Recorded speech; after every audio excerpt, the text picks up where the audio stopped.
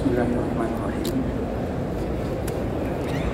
Innal hamdalillah nahmaduhu wa nasta'inuhu wa nastaghfiruh wa na'udzu billahi min shururi anfusina wa min sayyiati a'malina.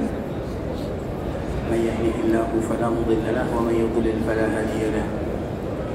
Asyhadu an la ilaha illallah wahdahu la syarika lahu wa asyhadu anna Muhammadan 'abduhu wa rasuluhu la nabiyya ba'da amma ba'd. يا أيها الذين آمنوا اتقوا الله حق تقاته ولا تموتن إلا وأنتم مسلمون.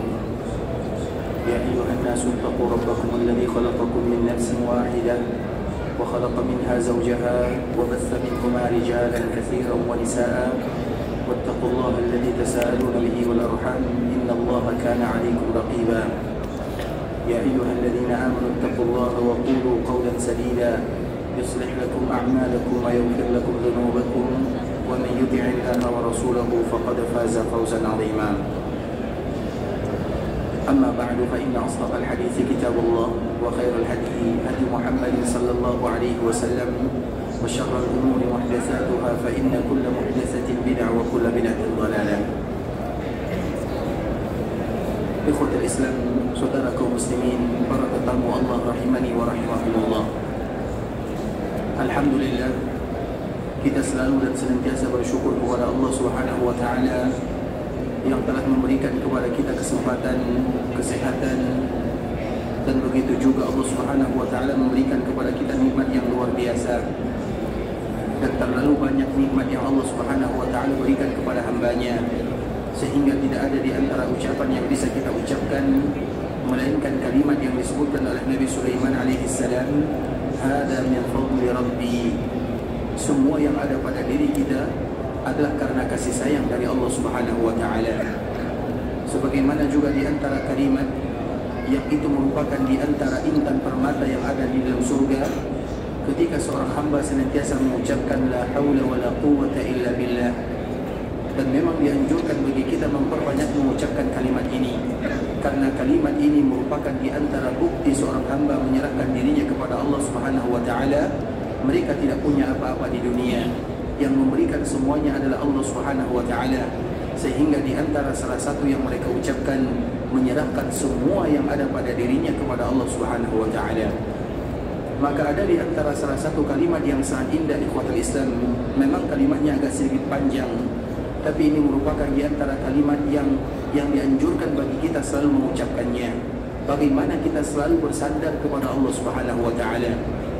Allahumma inni atabarra'u min hawli wa quwwati. Ya Allah, sesungguhnya aku berlepas diri dari kekuatanku, dari apa yang aku miliki.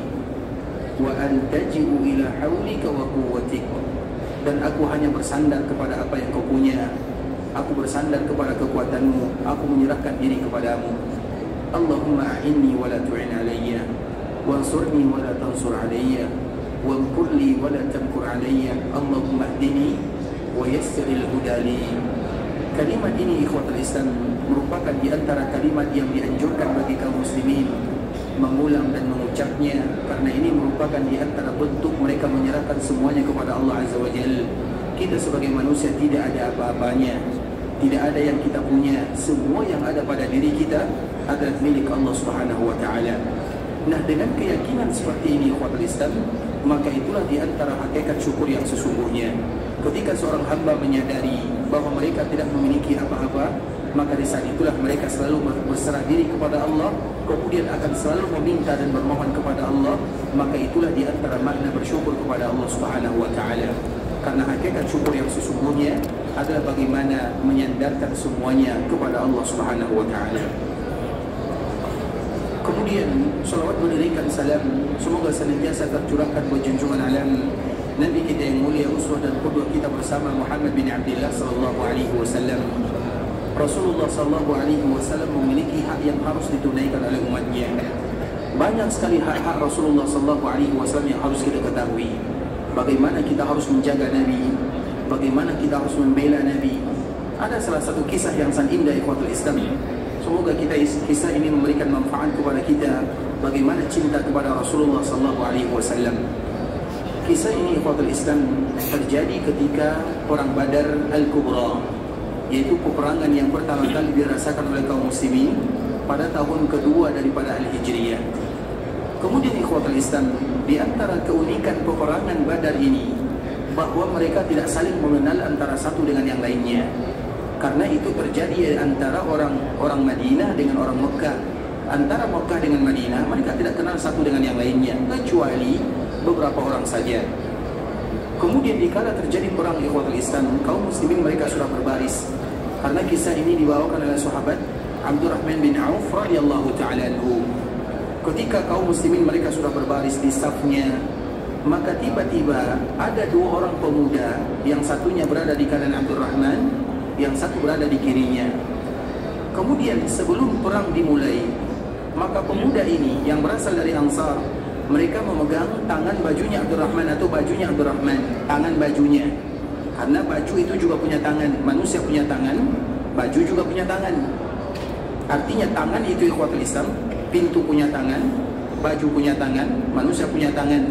Artinya yang punya tangan itu bukan hanya manusia saja, tapi makhluk yang lain juga punya tangan, walaupun berbeda hakikatnya. Nah, dia memegang tangan bajunya Abdurrahman. Tangan baju itu artinya ini. Kemudian ikhwatul Islam, dikala sudah memegangnya, maka dia pun bertanya, "Ya Am, wahai pamanku, mana yang namanya Abu Jahal?" Karena mereka berdua ini tidak kenal dengan Abu Jahal, dan memang mereka sebenarnya tidak ada urusan dengan Abu Jahal. Tapi mereka bertanya, mana yang namanya Abu Jahal? Kemudian sebelahnya, yang sebelah kiri juga bertanya dengan pertanyaan yang sama, "Wahai Am, ya Am, wahai pamanku, mana yang namanya Abu Jahal?" Sehingga Abdurrahman ini merasa heran, kenapa mereka, apa urusan mereka dengan Abu Jahal? Apa jawaban kedua orang pemuda ini? Karena kami mendengarkan dialah yang selalu mencela Nabi SAW.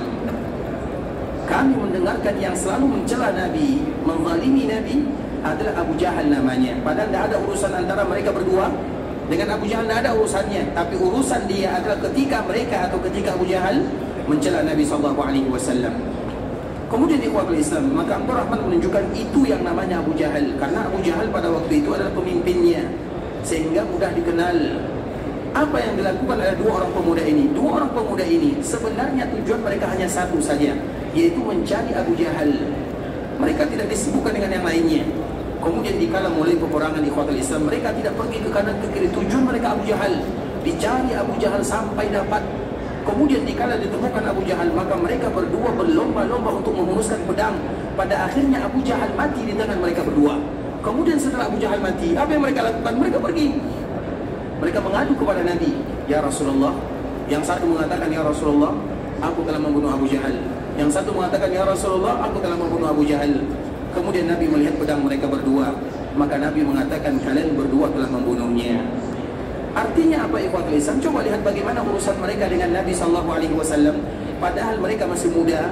Sebenarnya mereka tidak ikut berperang karena memang di antara salah satu yang disyaratkan oleh Nabi SAW, tidak boleh mereka di bawah 15 tahun. Karena anak-anak sahabat ikhwatul Islam, kalau mereka umurnya sudah 15 tahun, mereka tidak mau lagi tinggal, mereka ingin ikut bersama Nabi SAW. Bahkan kalau ada di antara anak 15 tahun tidak dibawa oleh Nabi, ikut berjuang bersama Nabi, mereka menangis. Makanya bandingkan dengan anak-anak kaum muslimin dikala mereka berumur 15 tahun. Makanya dulu dikala terjadi perang Uhud ikhwatul Islam, Abdurrahman, Abdullah bin Umar dan angkatan sejawatnya, mereka menunjukkan keahliannya kepada Nabi SAW. "Ya Rasulullah, lihat kami sudah pantas untuk berjihad di jalan Allah Subhanahu wa taala." Karena mereka semuanya adalah murid-murid Nabi SAW. Mereka dididik oleh baginda Nabi SAW. Dan salah satunya dua orang pemuda ini. Tidak ada urusannya dikala terjadi perang Badar kecuali Abu Jahal. Kenapa mereka mencari Abu Jahal? Karena kami mendengar Abu Jahal itulah yang selalu mencaci Nabi, dan kami tidak ingin Nabi kami dicaci, dihina, dicemoohkan. Itu saja tujuannya. Begitulah mereka mencintai Nabi SAW. Begitulah mereka membela Nabi SAW. Sedangkan kita ikhwatul Islam, kita tidak bertemu dengan Nabi SAW. Yang dibutuhkan atau yang diinginkan dari kita adalah bagaimana menjaga agama Nabi SAW. Bagaimana menjaga agama Nabi? Yaitu dengan dipelajari. Kita tidak bisa menjaga sesuatu kecuali kita tahu apa yang harus kita jaga. Makanya kenapa kita harus belajar agama ini ikhwatul Islam? Agar kita bisa menjaganya. Karena apa yang akan kita jaga kalau kita tidak tahu? Begitulah cara kita menjaga Nabi SAW. Begitulah cara kita mencintai Nabi SAW, menjaga agama Nabi, menjaga nama Nabi, menjaga sunnah Nabi, menjaga semuanya. Karena kita alasannya hanya satu, kita cinta kepada Rasulullah SAW. Mencintai Nabi SAW, ikhwatul Islam, tentunya itu merupakan perkara yang tidak ringan, karena mencintai itu adalah perkara yang berat. Siapapun yang mencintai orang lain, maka dia akan berkorban dengannya. Itu makna cinta. Kita mencintai istri, pasti kita berkorban. Korban perasaan, korban harta, korban waktu, korban segala-galanya dengan alasan cinta. Kita mencintai anak-anak kita begitu juga, korban perasaan, korban harta, waktu, tenaga. Kenapa kita melakukan itu semua? Karena kita mencintai mereka. Sekarang kita mencintai Nabi, apa yang sudah kita korbankan? Pernah tidak kita mengorbankan waktu kita untuk mempelajari Nabi SAW dengan alasan cinta kepada Nabi? Pernah tidak kita mengorbankan harta kita dengan alasan ingin menjaga agama Nabi SAW? Artinya ikhwatul Islam, itu selalu harus kita tanyakan dalam kehidupan. Karena memang Allah Subhanahu wa taala menyebutkan an-nabiyyu aula bil mu'minina min anfusihim. Sesungguhnya Nabi itu lebih pantas daripada orang mukmin dibandingkan dengan diri mereka sendiri. Setiap kita pasti mencintai diri kita sendiri. Dan kita, ketika kita mencintai diri sendiri, maka kita akan melakukan segala-galanya.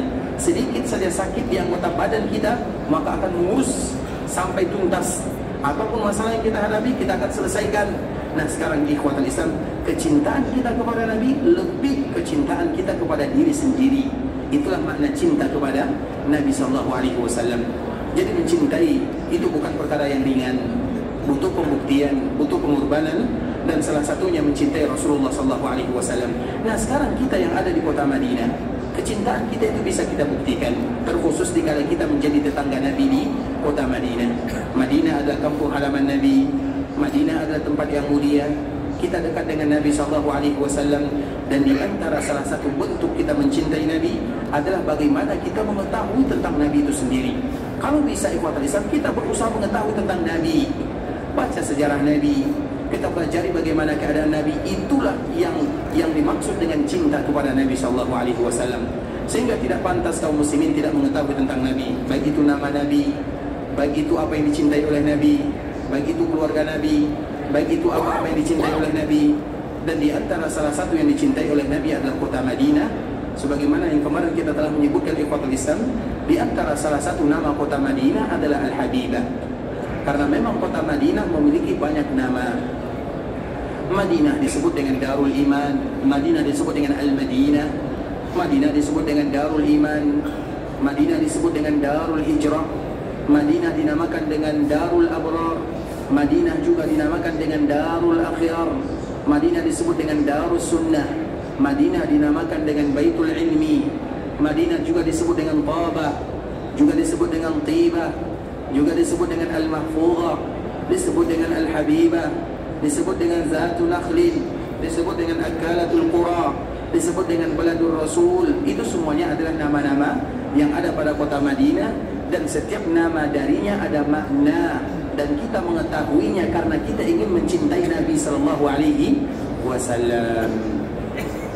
Siapa yang bisa mengulang nama-nama kota Madinah? Itu pertanyaannya. Ada? 5 lah, 5.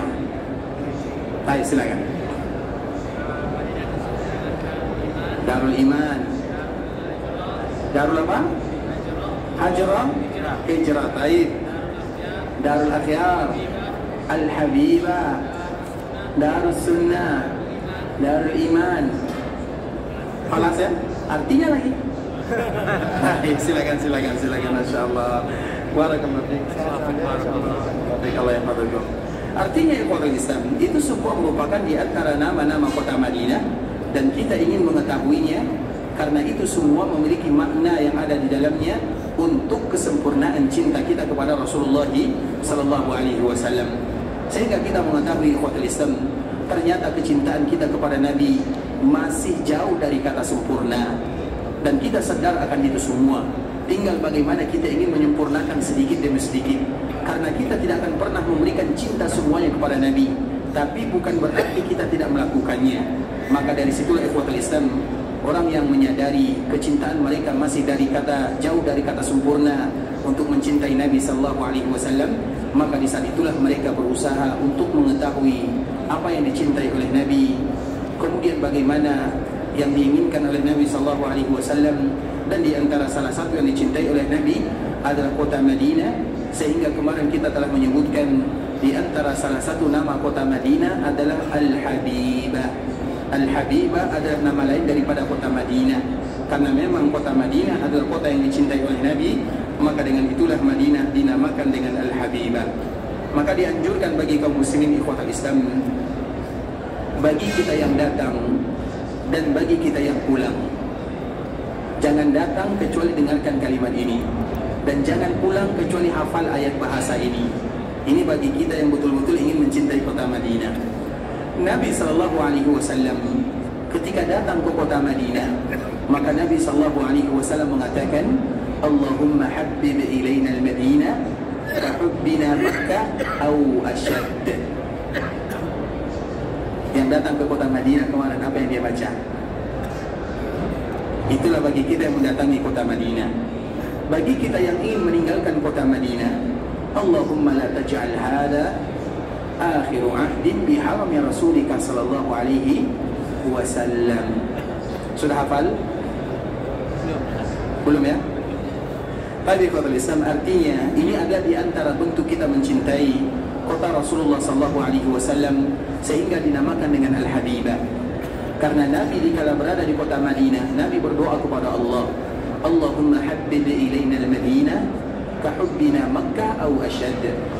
Ya Allah, tanamkan kecintaan kepada kami terhadap kota Madinah sebagaimana kami mencintai Makkah, atau jadikan kecintaan kami terhadap kota Madinah melebihi kecintaan kami terhadap kota Makkah. Itu yang diucapkan oleh Nabi, dan itu pula lah yang diucapkan oleh mereka yang berkunjung ke kampung halaman Nabi. Biasanya kemarin kalau kita masuk Madinah, apa yang kita ucapkan? Apa? Salam. Assalamualaikum ya Rasulullah. Salam di mana-mana kita ucapkan. Mau di kampung halaman, mau di Madinah, mau di negara kita, kita akan selalu mengucapkan salam. Bahkan setiap kali kita tahiyat, kita mengucapkan Assalamualaikum ayyuhan. Tidak ada spesialnya. Artinya semuanya, dimanapun kita akan mengucapkannya. Nah, kemarin dikala kita memasuki kota Madinah, apa yang kita baca? Dan kita semua memasuki kota Madinah.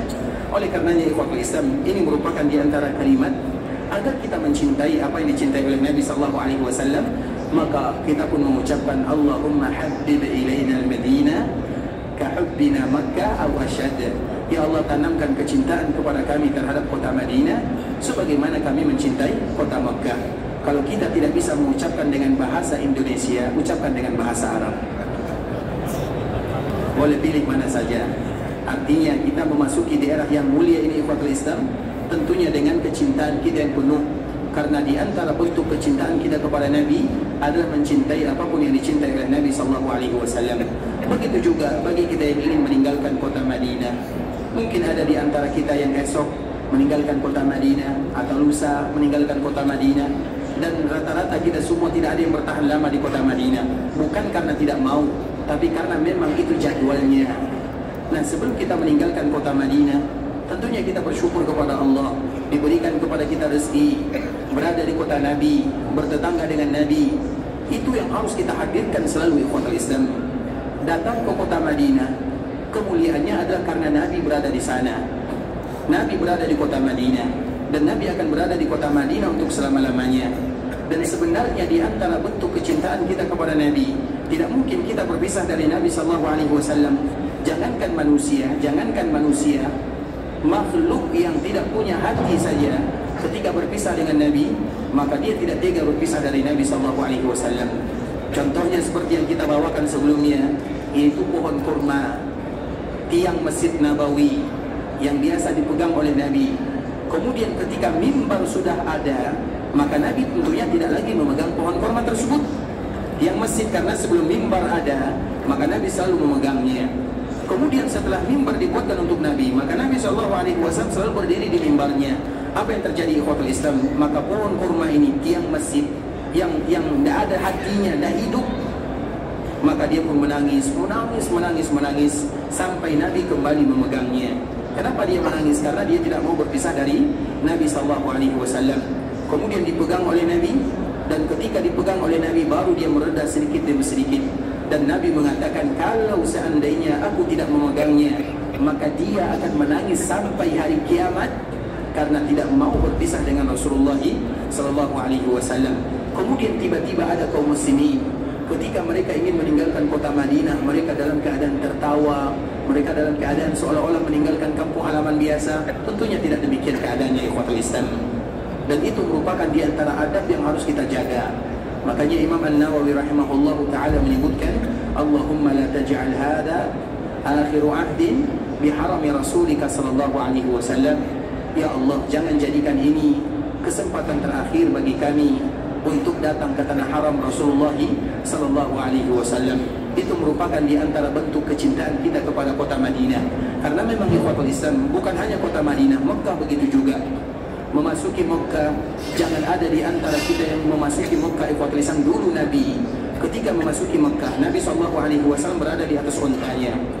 Ketika Nabi berada di atas ontanya, hampir memasuki tanah haram dan ingin memasuki kota Mekah, maka Nabi SAW menundukkan kepalanya hampir saja dagu Nabi ini, bukan jenggotnya, karena Nabi memiliki jenggot yang lebat sekali. Bukan jenggotnya tapi dagunya. Kalau jenggotnya ikhwatul Islam, kalau Nabi seperti ini maka akan mengenai punggung ontanya. Tapi dagu Nabi SAW hampir menyentuh punggung ontanya. Saking Nabi mengagungkan tanah haram Mekah. Seolah-olah Nabi mengajarkan kepada kaum muslimin, begitulah adab yang harus kalian jaga. Nah, adab ini ikhwatul Islam seolah-olah kita sudah mulai lupa. Kita memasuki tanah haram Mekah atau Madinah seolah-olah memasuki tanah biasa, enggak.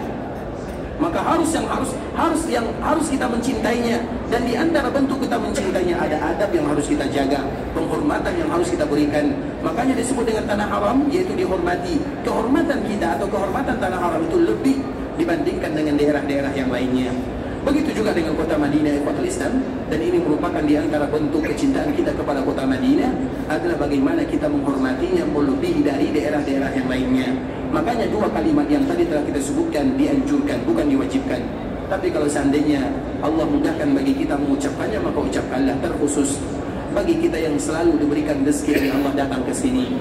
Karena memang di antara tujuan kita adalah seseringnya kita datang ke kota Mekah dan Madinah. Dan setiap kali kita mengunjungi kota tersebut, maka ucapkanlah kalimat-kalimat yang indah agar senantiasa nanti kita selalu dimudahkan oleh Allah, dipanggil oleh Allah Subhanahu wa taala, bisa beribadah, menjadi tetangga Nabi, beribadah di kota Mekah, duduk di dalam Masjid Nabawi dalam rangka mendapatkan ampunan dari Allah Subhanahu wa taala. Ikhwatul Islam, saudara kaum muslimin, para tetamu Allah rahimani wa rahimakumullah. Kemudian di antara salah satu kita mengagungkan Nabi SAW dan mencintai Nabi SAW adalah bagaimana kita mengetahui agama Nabi SAW. Sebagaimana kemarin kita telah menjelaskan ikhwatul Islam, kita membahas tentang masalah mimbar. Mimbar Nabi SAW yang akan selalu menemani Nabi di dunia dan juga menemani Nabi SAW di akhirat. Mimbar Nabi adalah mimbar yang selalu menemani Nabi di dunia dan juga menemani Nabi di akhirat. Dan kita ulang lagi, Nabi SAW di akhirat berada di 3 tempat. Kita ulang lagi ikhwatul Islam, Nabi di akhirat tidak akan pernah melewati atau tidak akan pernah meninggalkan 3 tempat ini. Yang pertama, kalau kita ingin mencari Nabi di akhirat, cari Nabi di Sirat. Itu adalah lokasi dan posisi Nabi yang pertama. Nabi di akhirat, sebagaimana disebutkan oleh Anas bin Malik, kalau nanti kita ingin mencari Nabi di akhirat, cari di Sirat. Kemudian kalau kita tidak menemukan Nabi, cari di Mizan. Kalau kita tidak menemukan Nabi, maka cari di telaga Nabi. Dan di telaga inilah Nabi SAW pertama kali akan dijumpai oleh umatnya. Semua umat akan bertemu dengan Nabi, semuanya. Artinya kita sebagai umat Nabi SAW akan berjumpa dengan Nabi SAW. Tapi ada orang yang berjumpa dengan Nabinya dalam keadaan muka manis. Ada di antara mereka yang berjumpa dengan Nabinya dalam keadaan bermuka masam. Kenapa mereka berjumpa dengan Nabi dalam keadaan bermuka masam? Karena Nabi mengusirnya. Kalau kita diusir ikhwatul Islam, maka tentunya kita akan bermuka masam. Artinya apa? Tentunya itu merupakan kesalahan yang fatal. Maka ingat, orang-orang yang terusir dari Nabi, dari telaga Nabi, dan mereka tidak bertemu dengan Nabi, artinya Nabi tidak mau bertemu dengannya. Sehingga dalam sebuah riwayat disebutkan suhkan liman baddalu ba'di. Nabi SAW mengatakan celaka, binasa, celaka bagi mereka yang merubah-rubah yang datang setelahku. Artinya mereka merubah agama Nabi atau mereka berpaling dari Nabi SAW. Maka perkaranya ikhwatul Islam bukan perkara main-main. Ketika pertama kali kita bertemu dengan Nabi SAW, namun Nabi atau kita bermuka masam, artinya kalau kita tidak diizinkan bertemu dengan Nabi, maka urusan berikutnya bagaimana kita akan mendapatkan syafaat dari Nabi. Iya, rata-rata semua umat Nabi akan mendapatkan syafaat dari Nabi, semuanya. Terkhusus bagi mereka yang melakukan dosa besar. Tapi kita tidak tahu kapan kita akan mendapatkan syafaat dari Nabi SAW. Apakah setelah kita tinggal berabad-abad lamanya di dalam api neraka? Kita tidak tahu. Makanya Allah Subhanahu wa taala menyebutkan di dalam ayat yang semua kita hafal, labithina fiha ahqaba la yadhuquna fiha bardan wala syaraba illa hamiman wa wassaqa jazaa'an wifaqa. Nabi SAW menyebutkan ikhwatul Islam, bisa jadi mereka-mereka yang melakukan dosa besar dan perkara-perkara yang menyebabkan kita terusir dari telaga Nabi, semuanya adalah dosa besar, semuanya. Karena dosa besar itu ikhwatul Islam yang pertama, tingkatannya adalah kesyirikan, kekufuran. Itu ada tingkatan yang pertama. Kemudian tingkatan yang kedua adalah mereka yang mengada-ngada dalam agama, mereka yang membuat undang-undang baru dalam agama Allah Subhanahu wa taala. Dalam agama tidak ada undang-undang baru. Dalam agama semuanya kita hanya untuk sekedar mencontoh dan meniru Nabi. Tidak ada perkara baru dalam agama. Sehingga para sahabat menyebutkan ittabi'u wa la tattabi'u. Hendaklah kalian ikut saja, tugas kalian ikut saja. Kata Nabi karena ini urusan agama. Kalau urusan dunia berlomba-lombalah kalian. Itu kaedah yang mudah saja. Makanya dalam perkara agama ikhwatul Islam, kaedah yang selalu kita sebutkan, dalam perkara agama yang ditanya itu adalah apa alasannya. Kalau dalam perkara dunia, apa larangannya.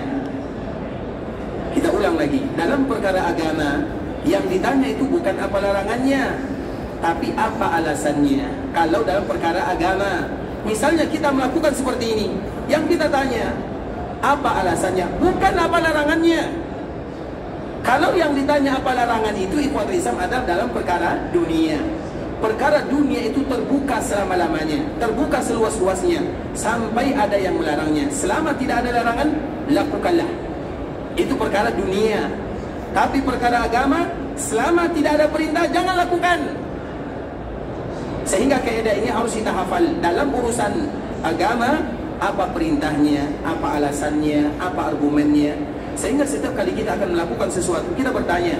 Dan dikala kita sudah mulai bertanya ikhwatul Islam, dikala kita sudah mulai bertanya, terutama bertanya kepada diri sendiri, maka itulah bentuk kecintaan kita kepada Nabi SAW. Dan kita harus membuka diri. Pernah ikhwatul Islam, Imam Ibn Hazm, ini cerita ya, Imam Ibn Hazm, dia adalah seorang ulama yang, tapi kira-kira kapan dia menjadi ulama? Dia menjadi ulama setelah dia tua, artinya setelah dia berumur. Kemudian ikhwatul Islam, suatu ketika dia masuk ke dalam masjid. Tiba-tiba dikala masuk masjid, ada orang yang dia masuk masjid, kemudian dia salat.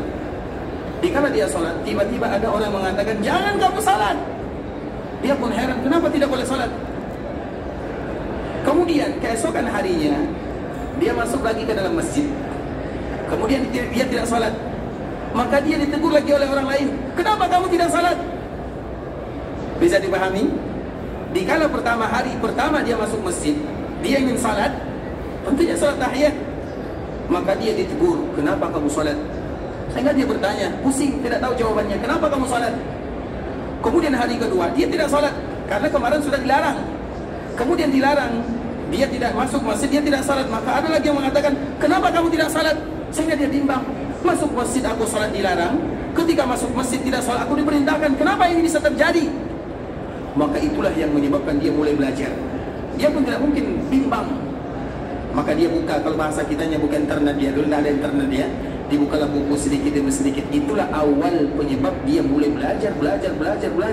Pada akhirnya terkenallah yang namanya Imam Ibn Hazm. Kapan dia belum belajar agama? 50-an. Bukan dikala dia masih kecil. Artinya dikala dia sudah alasannya ini, lakukan ini salah, lakukan itu salah. maka dia tentunya ingin belajar agama. Apa sebenarnya?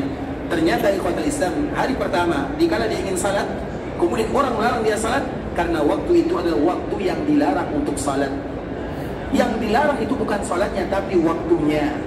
Kemudian hari kedua dia masuk di waktu yang memang dianjurkan untuk salat, tapi dia tidak salat. Artinya ikhwatul Islam, itulah penyebabnya pada akhirnya dia tidak mau membiarkan dirinya dalam keadaan jahil dalam agama Allah Subhanahu wa taala. Kemudian dia belajar. Sebenarnya belajar itu ikhwatul Islam. Makanya belajar agama, ingat tujuan kita itu untuk apa? Belajar agama itu tujuannya bukan untuk menjadi ustaz, bukan jadi ulama, enggak sama sekali. Orang yang belajar agama, ingin jadi ulama, ingin tampil di depan orang, dia tidak akan pernah mendapatkannya. Tujuan kita belajar agama adalah satu, tentunya untuk Allah Subhanahu wa taala. Yang kedua, dan ini yang paling penting, belajar agama itu adalah ibadah yang paling mulia. Jadi dikala seorang muslim belajar, berarti seolah-olah mereka sedang beribadah. Kemudian yang ketiga, mereka belajar agama untuk mengangkat kejahilan dari dirinya. Selesai. Itulah tujuan kita belajar agama. Makanya nanti sesekali, ini sekedar motivasi ya. Sekarang hari Rabu ya, esok hari Kamis, esok libur ya. Kalau tidak libur, sesekali kita jalan di bagian depan Masjid Nabawi jam 8, jam 9 lah, jam 9. Kemudian kita perhatikan orang-orang yang ada di sana belajar agama Allah Subhanahu wa taala, belajar resmi, karena di dalam Masjid Nabawi itu ada namanya kuliah Masjid Nabawi. Kuliah setara dengan degree atau S1 lah, bakalilius. Kemudian ikhwatul Islam, kita akan temukan mahasiswa. Dan rata-rata mahasiswa, bukan rata-rata ya, kita akan temukan mahasiswa yang sudah sudah beruban. Mahasiswa yang sudah beruban, apa gunanya mereka belajar? Untuk mencari ijazah. Ijazah didapatkan, dia akan meninggal. Kalau tujuannya untuk cari ijazah, tapi bukan itu tujuannya. Tujuannya adalah untuk Allah, yang pertama. Yang kedua, belajar agama itu adalah bagian daripada ibadah, sama dengan ibadah salat.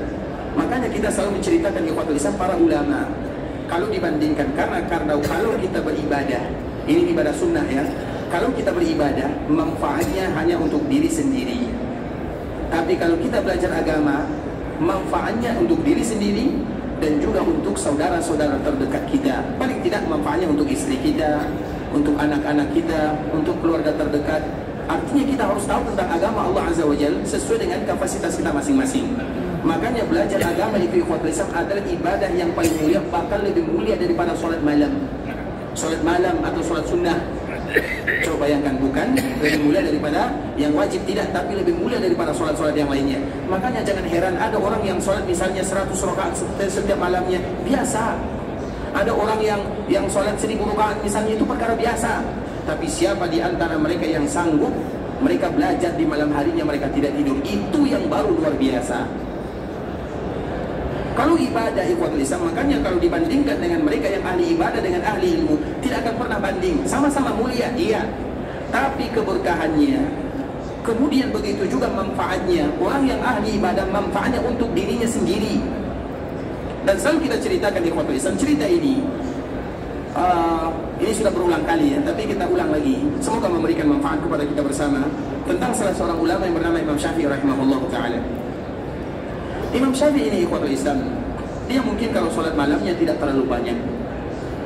Makanya dikala dia pernah berkunjung ke rumah Imam Ahmad, dikala dia karena Imam Ahmad dengan Imam Syafi'i antara guru dengan murid, murid dengan guru. Imam Syafi'i adalah muridnya Imam Ahmad, dan Imam Ahmad muridnya Imam Syafi'i. Artinya sama belajar, karena mereka selisih usianya hanya 14 tahun sahaja. Imam Syafi'i lahir pada tahun 150 Hijriah, Imam Ahmad lahir pada tahun 164 Hijriah. Sehingga dikala selisih umur mereka hanya 14 tahun sahaja, maka tentunya mereka saling belajar. Imam Syafi'i belajar kepada Imam Ahmad tentang masalah hadis. Makanya Imam Ahmad itu punya kitab Musnad. Musnad itu hadis Nabi. Jadi Imam Syafi'i itu bukan ahli dalam masalah fikih saja, tapi dia juga ahli dalam masalah hadis-hadis Nabi Sallallahu Alaihi Wasallam. Begitu juga dengan Imam Ahmad, dia belajar kepada Imam Syafi'i tentang masalah fikih, tentang masalah muamalah atau fikih. Jadi saling mengambil ilmu dengan satu dengan yang lainnya. Makanya antara dua mazhab ini ikhwatul Islam adalah dua mazhab yang kalau bahasa kitanya mazhab kakak beradik. Kalau ada yang mazhab Syafi'i atau Hambali, lihat kepada guru-guru mereka. Makanya di antara tujuan sebelum kita mengambil mazhab para ulama, ambil dulu adab dan akhlak para ulama yang kita ambil mazhabnya tersebut. Makanya tidak boleh ada di antara kita yang bermazhab Imam Syafi'i kecuali kita tahu siapa itu Imam Syafi'i. Bagaimana kita akan bermazhab Imam Syafi'i kita tidak kenal dengan Imam Syafi'i? Kenal bukan hanya kenal lahir saja. Yang pertama harus kita kenal namanya. Siapa nama Imam Syafi'i? Nah, itu pun kita mulai ragu ya. Itu baru namanya. Kapan dia lahir? Di mana dia lahir? Bagaimana dia belajar agama? Makanya tidak boleh kita bermazhab Syafi'i kalau sebelum kita tahu siapa itu Imam Syafi'i. Tentunya kita nanti sepulang dari ini kita mencari siapa sih Imam Syafi'i. Kita pun mulai mengenalnya, mempelajarinya. Itulah yang harus dilakukan. Begitu juga tidak boleh orang bermazhab Hambali kecuali mereka kenal dulu dengan Imam Ahmad. Bagaimana dia lahir, di mana dia lahir. Karena dua ulama ini ikhwatul Islam, ulama kalau bahasa kitanya kakak beradik. Kenapa kakak beradik? Karena banyak persamaannya. Kenapa banyak persamaannya? Karena guru dengan murid, murid dengan guru. Bisa dipahami? Kemudian ikhwatul Islam, terlepas daripada itu semua, sehingga antara dua imam ini selalu mereka berkunjung.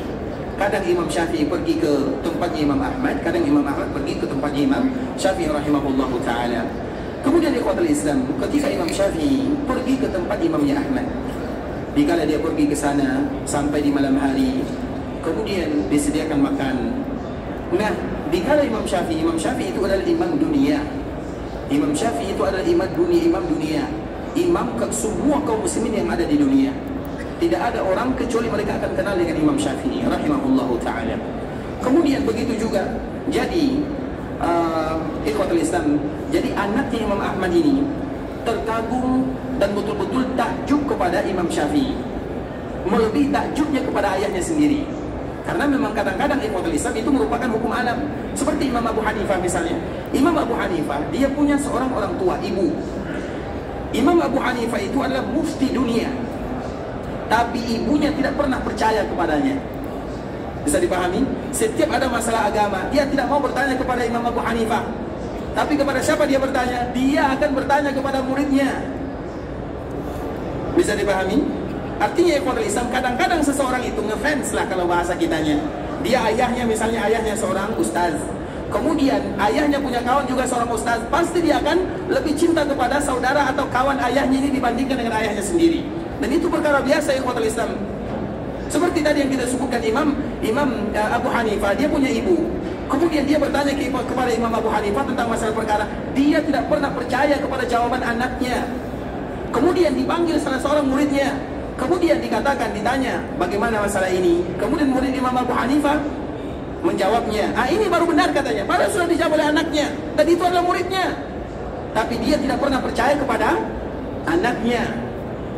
Makanya ini merupakan pelajaran bagi kita yang punya orang tua. Jangan sesekali berdakwah kepada orang tua kecuali kita pandai strateginya. Karena kita itu, kartu as kita itu ada di tangannya. Kartu as anak itu ada di tangan orang tua. Makanya berdakwah kepada orang tua, ayah dan ibu merupakan sesuatu yang sangat unik dan harus kita belajar. Tidak sembarangan. Imam Abu Hanifah saja, ibunya tidak pernah percaya kepadanya. Padahal imam.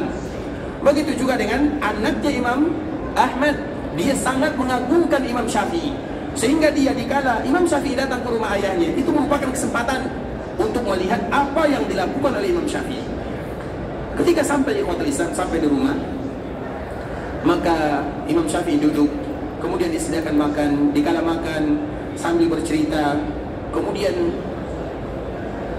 sambil bercerita tersebut di ikhwatul Islam, sampai pada akhirnya makanan yang disediakan semuanya habis.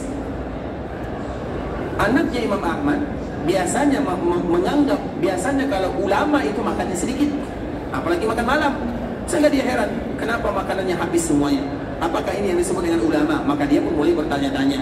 Ini ulama yang selalu diagungkan oleh ayahku, tapi kenapa makannya banyak? Itu pertanyaan pertama. Karena memang makanan yang disediakan habis semuanya. Kemudian ikhwatul Islam, setelah makan, setelah bercerita, Imam Syafi'i pun tidur. Biasanya kita dianjurkan untuk sholat witir. Bagi kita yang khawatir bangun di akhir malam, maka witirlah di awal malam. Itu merupakan di antara sunnah Nabi sallallahu alaihi wasallam. Imam Syafi'i tidak berbaring, tidur. Anaknya ini selalu memperhatikannya. Ini yang disebut dengan ulama. Mana sholat sunatnya, mana ibadahnya. Kemudian setelahnya ikhwatul Islam, di pagi hari bangun, tiba-tiba bangun dari tidurnya langsung pergi ke masjid tanpa wuduk dulu.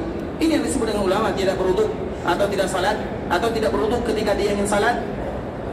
Maka tentu itu merupakan di antara pertanyaan yang selalu terngiang-ngiang di atas atau di telinganya atau di kepalanya. Maka di saat itulah ikhwatul Islam, putrinya Imam Ahmad ini tidak bisa menahan diri. Dia pun pada akhirnya datang kepada ayahnya, "Wahai ayahanda, inikah ulama yang selalu engkau agung-agungkan? Aku melihat keanehan, kejanggalan, makan banyak, tidur pulas, kemudian salat tidak wudhu, itu aneh." Maka Imam Ahmad juga tidak bisa menjawabnya. Pada akhirnya dia datang kepada gurunya atau kepada kawannya. Dia pun mulai menanyakan apa yang ditanyakan oleh anaknya. Apa kata Imam Syafi'i? Adapun masalah yang pertama, aku makan banyak karena makanan mana lagi yang aku jumpai di dunia yang paling halal kecuali makananmu. Makanan mana lagi yang halal di dunia kecuali makananmu. Makananmu ini halalnya 100%. Artinya 100% lah kalau bahasa kitanya.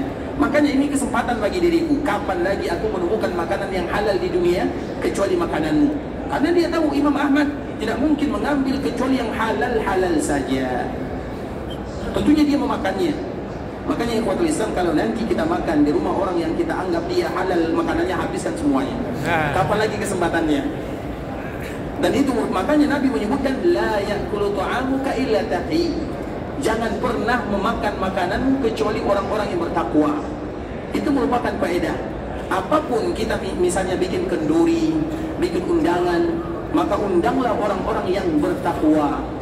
Kemudian suruh dia habiskan makanan kita, sehingga keduanya akan mendapatkan keberkahan. Yang makan mendapatkan keberkahan, kemudian yang menyediakan makan juga akan mendapatkan keberkahan. Itulah kaedahnya. Makanya Imam Syafi'i mengatakan, tidak ada lagi di dunia kesempatan aku makan yang halal, betul-betul halal, dijamin kehalalannya, kecuali di rumahmu. Maka aku habiskan semuanya. Kemudian ikhwatul Islam, yang kedua, setelah makan, setelah berbicara, aku tidur. Iya, aku tidur, tapi mataku tertutup, hatiku terbangun. Mungkin mataku tertutup, tapi hatiku terbangun. Artinya aku tidak tidur semalaman. Aku memikirkan masalah. Karena biasanya Imam Syafi'i itu ikhwatul Islam, dalam satu hadis, misalnya hadis berkaitan dengan cerita ini misalnya, maka dalam satu hadis ini dia bisa mengeluarkan 40 manfaat darinya. Ada 40 cabang ilmu yang bisa dia tarik darinya. Dan itu bukan perkara yang mudah ikhwatul Islam. Satu hadis misalnya hadis la darara wala dirar, cuman 3 kata saja atau 2 kata, la darara wala dirar, tidak ada mudarat dan tidak ada yang memberikan mudarat. 2 kata saja. Dari 2 hadis ini akan banyak kalimat-kalimat atau manfaat yang akan keluar darinya. Dan Imam Syafi'i bisa mengeluarkan dari kalimat seperti ini, dari 2 kata seperti ini, 40 masalah yang ada di dalamnya. Bukan perkara yang mudah itu ikhwatul Islam. Karena ulama itu semakin ulama, semakin mereka mentelaah, maka semakin banyak hukum-hukum yang mereka bisa ambil dalam satu permasalahan. Itulah pekerjaan Imam Syafi'i rahimahullah ta'ala. Sehingga dia tidur, dia berbaring, bukan tidur, tapi memecahkan masalah agama. Makanya dia tidak salat sunat. Makanya kita selalu mengatakan ikhwatul Islam, yang salat sunat bukan berarti tidak bagus. Itu banyak yang bisa melakukannya. Tapi siapa di antara kaum muslimin yang sanggup mengorbankan dirinya untuk belajar agama, karena manfaatnya akan diberikan kepada maslahatan semua kaum muslimin.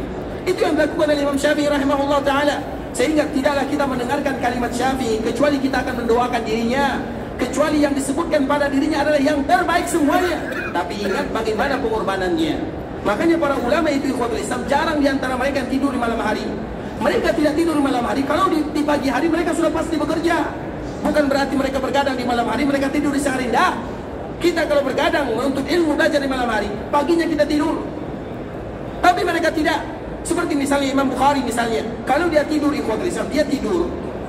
Kalau biasa kita tidur apa namanya? Alas kepala, wisada, bantal. Biasanya kita tidur pakai bantal. Mereka juga pakai bantal. Tapi tahukah kita apa bantalnya? Bantalnya itu ikhwatul Islam, tahu kita pelepah, tahu kita narajil,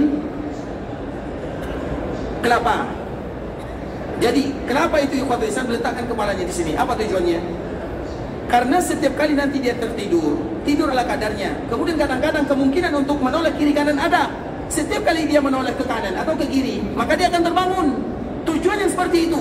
Kalau dia terbangun, nulis lagi, belajar lagi. Siapa di antara kaum muslimin yang sanggup mengorbankan dirinya untuk agama Allah Azza wa Jalla? Itulah ibadah yang sesungguhnya. Makanya belajar agama itu ikhwatul Islam tidak mudah. Sehingga kita lihat bahwa kaum muslimin yang beribadah mudah, tapi belajar agama tidak mudah. Jangan anggap belajar agama itu perkara yang mudah. Makanya di antara salah satu manfaat yang paling besar, sebagaimana hadis Nabi SAW, "Man yuridillahu bihi khairan yufaqihu fid din." Siapapun yang diinginkan oleh Allah kebaikan untuk dirinya, maka Allah akan pahamkan dia dalam masalah agama. Kita balikkan hadisnya. Siapapun yang Allah tidak inginkan kebaikan untuk dirinya, dia tidak akan paham dalam masalah agama. Jadi paham agama, belajar agama, bentuk keberkahan yang Allah berikan kepada hamba. Itulah yang dilakukan oleh para ulama ikhwatul Islam. Kemudian Imam Syafi'i yang ketiga, dia dikala sholat subuh bukan berarti tidak berwudu, tapi wudu isyanya belum batal, karena tadi dia belajar agama Allah Subhanahu wa Ta'ala. Tapi lihat manfaatnya kepada kaum muslimin. Nah, itulah yang harus dilakukan oleh kaum muslimin. Tujuannya tidak lain, itu adalah beribadah kepada Allah. Tujuannya adalah mengangkat kejahilan dari diri kita.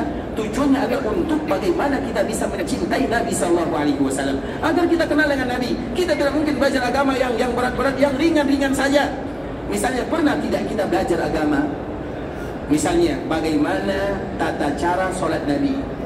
Pernah tidak kita belajar sendirian? Artinya, kita belajar ikhwatul Islam, kemudian kita sebutkan hadis-hadisnya. Kaifiyatu salatin Nabi Sallallahu Alaihi Wasallam, tata cara Nabi salat, mulai dari Nabi takbir, mulai dari Nabi misalnya berdiri, kemudian Nabi akan melihat para sahabatnya, kemudian apa yang dibaca oleh Nabi Sallallahu Alaihi Wasallam, kemudian setelahnya bagaimana takbir Nabi, di mana posisi tangannya, kemudian di dada di mana. Pernah tidak kita belajar seperti itu dari Nabi mulai takbiratul ihram sampai Nabi salam, kemudian setelah Nabi salam apa yang dibaca oleh Nabi? Pernah tidak kita belajar seperti itu? Itu baru perkara salat. Dan perkara salat itu wajib hukumnya bagi kita untuk mengetahuinya. Apa tujuannya ikhwatul Islam? Agar nanti di dalam masalah agama kita tahu apa yang harus kita lakukan dalam bentuk menjaga agama yang dibawa oleh Nabi Sallallahu Alaihi Wasallam. Tidak ada tujuan yang lain. Kita ingin paham dalam masalah agama Allah Subhanahu Wa Taala. Jelas semuanya ya. Ini merupakan motivasi bagi kita bersama ikhwatul Islam, sehingga kita setiap kaum muslimin harus tahu tentang agamanya. Iya, masalah-masalah yang mereka tidak tahu itu baru nanti ditanyakan kepada para ulama. Tapi tidak mungkin semuanya mereka tidak tahu. Apalagi masalah-masalah yang besar. Masalah-masalah yang besar itu ikhwatul Islam seperti rukun iman, rukun Islam, itu ada perkara-perkara yang tidak mungkin kaum muslimin selalu bertanya, tapi mereka yang harus mengetahuinya. Makanya perkara syahadat kita harus tahu. Syahadat itu apa? Kemudian berapa rukunnya? Berapa syaratnya? Cukup 3 ini harus kita ketahui. Syahadat la ilaha illallah Muhammadur Rasulullah, berapa rukunnya? Berapa rukun syahadat? Rukun syahadat berapa? Ada yang tahu? Ini baru yang pertama. Taib. Berapa? 2 yang pertama. An-Nafiul Isbat, siapa yang mengatakan seperti itu? Apa? Ada? Mana dalilnya? Seperti itulah bertanya dalam masalah agama. Bisa dipahami, itu contoh sedikit saja. Masya Allah, barakallahu fiik. Allah yang syakarallahu lakum. Bisa dipahami. Itu syaratnya. Siapa yang tahu syaratnya? Itu rukunnya. Belum lagi syaratnya. Syarat la ilaha illallah berapa? Baru la ilaha illallah syaratnya berapa? Cukup kita mengetahui 2 ini saja. Berapa rukunnya, berapa syaratnya, selesai. Tapi siapa di antara kita yang tahu? Itu kan menjadi masalah. Itu baru syahadat. Belum lagi salat. Berapa rukun salat, berapa wajib salat, apa yang membatalkan salat, apa syarat salat, apa perbedaan rukun dengan syarat, selesai. Artinya ikhwatul Islam, tidak mungkin semuanya kita tanyakan kepada orang lain, karena itu ibadah yang berkaitan dengan agama kita. Belum lagi masalah yang ditanyakan itu ikhwatul Islam, fas'alu ahla dzikri in kuntum la ta'lamun, itu masalah detailnya.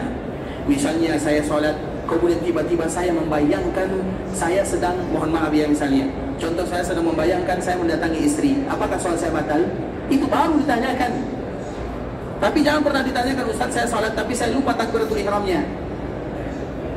Tentu itu tidak mungkin ditanyakan ikhwatul Islam, karena itu adalah perkara-perkara yang ma'ruf. Bisa dipahami maknanya?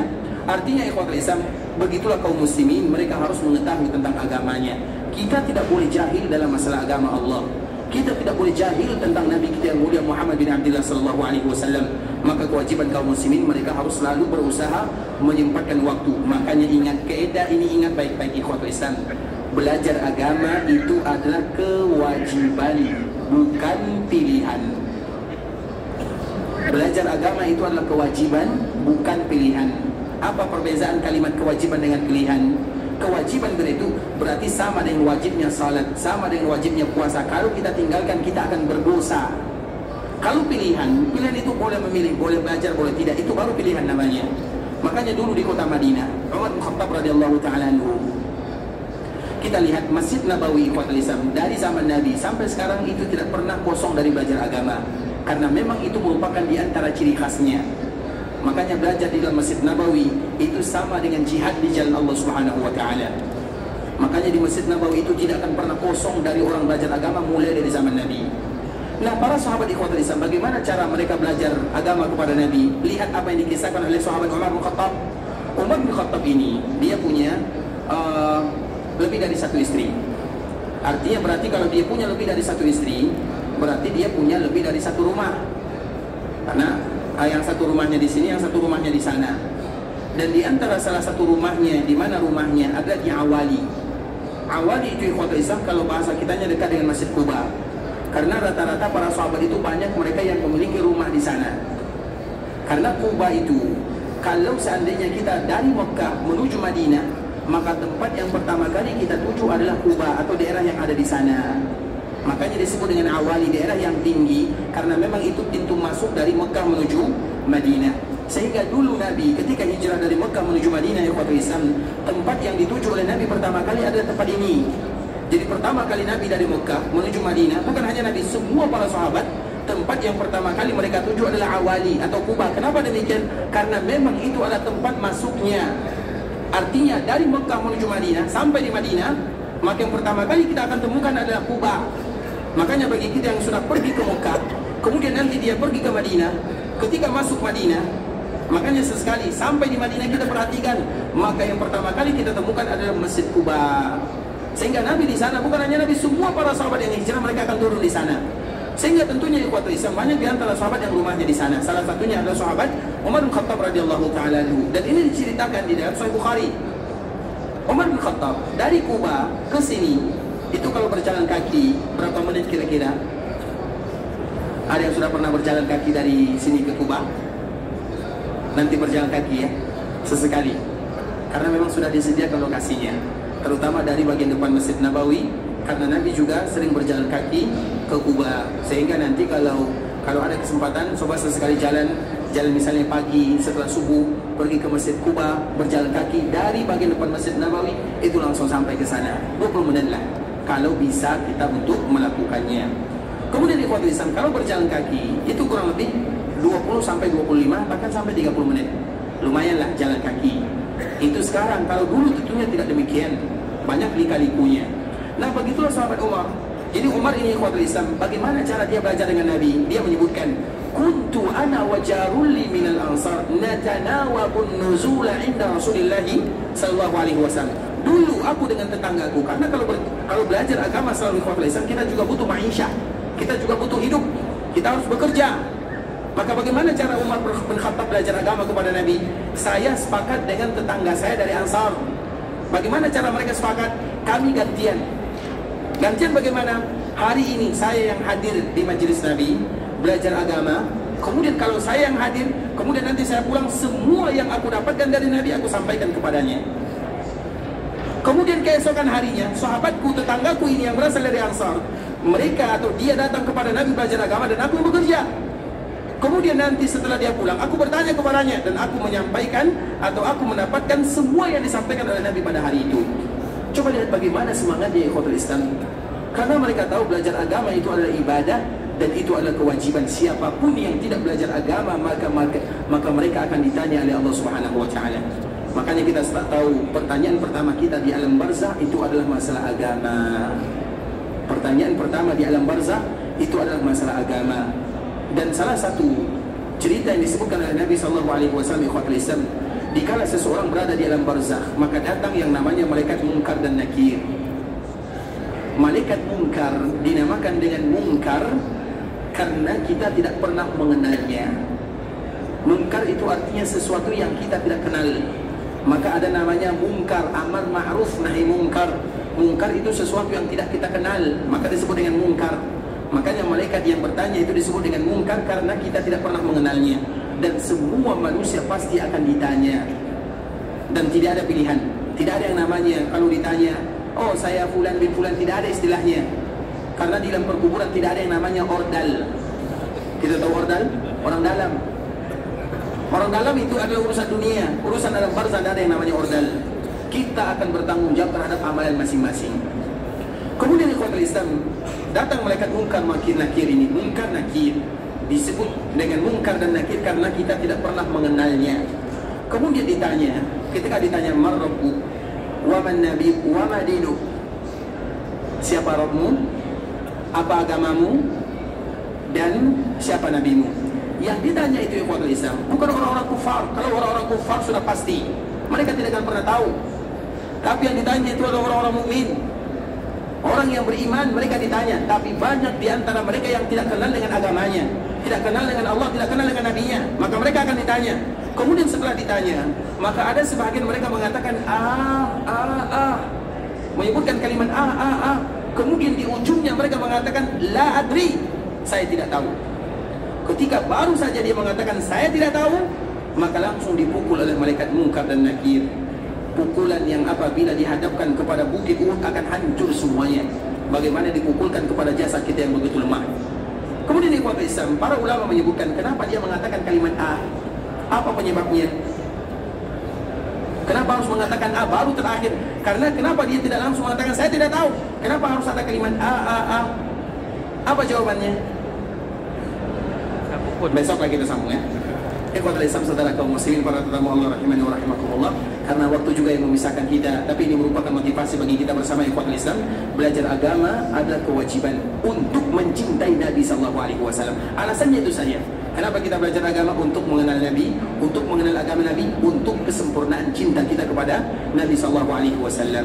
Ikhwatul Islam, saudara kaum muslimin, para tetamu Allah rahimani wa rahimakumullah. Sampai di sini pembahasan yang bisa kami jelaskan. Yang benar dari Allah Subhanahu wa taala, yang salah dari diri kami pribadi karena kurangnya ilmu kami, karena kebodohan, karena kejahilan, karena ketidaktahuan kami. Kami mohon dimaafkan kalau ada kata-kata salah, kalimat-kalimat yang kurang tepat, bahasa-bahasa yang kurang bagus, penyampaian yang kurang berkenan. Dan insyaallah kita akan kembali melanjutkan pembahasan ini keesokan harinya. Dan ini merupakan di antara nikmat dari Allah kepada kami pribadi dan juga kepada kita bersama ikhwatul Islam. Kita jauh-jauh datang dari negara kita, kemudian tiba-tiba sampai di Masjid Nabawi. Kita mendengarkan pengajian yang dengan bahasa yang kita pahami. Maka itu merupakan di antara nikmat Allah Subhanahu wa taala, terutama kepada kami yang berbicara dan kepada kita yang mendengarkan. Karena nanti kalau kami berbicara dengan bahasa Arab, kami kurang lancar, kita tidak paham, sama-sama rugi akhirnya. Tapi akhirnya ikhwatul Islam, karena memang di Masjid Nabawi itu disediakan semua bahasa. Bahasa Inggris, bahasa Melayu, bahasa Urdu, bahasa semua bahasa. Dan itu merupakan untuk menyampaikan risalah agama Allah. Karena memang belajar di Masjid Nabawi itu sama dengan jihad di jalan Allah Azza wa Jalla. Kemuliaan yang tidak akan pernah ada duanya di dunia. Di Mekah pun tidak ada. Makanya itulah tujuannya. Dan itu merupakan nikmat dari Allah Subhanahu wa taala kepada kami secara khusus dan kepada kita secara umum. Maka hendaklah kita memanfaatkan keberadaan kita di Masjid Nabawi untuk belajar agama Allah. Dan ingatlah ikhwatul Islam, di antara salah satu kemuliaan mereka, Allah mengatakan kepada malaikatnya, wahai malaikatku, apa yang mereka inginkan? Maka malaikat mengatakan, ya Allah, mereka ingin ampunanmu. Maka apa kata Allah? Saksikanlah wahai malaikatku bahwa semua mereka yang ada di sana aku ampunkan dosa-dosanya. Dan semoga Allah Subhanahu wa taala ampunkan dosa kita bersama. Itulah tujuan kita ikhwatul Islam, duduk terutama di Masjid Nabawi ingin mencari ampunan Allah Azza wa Jalla. Assalamualaikum warahmatullahi wabarakatuh.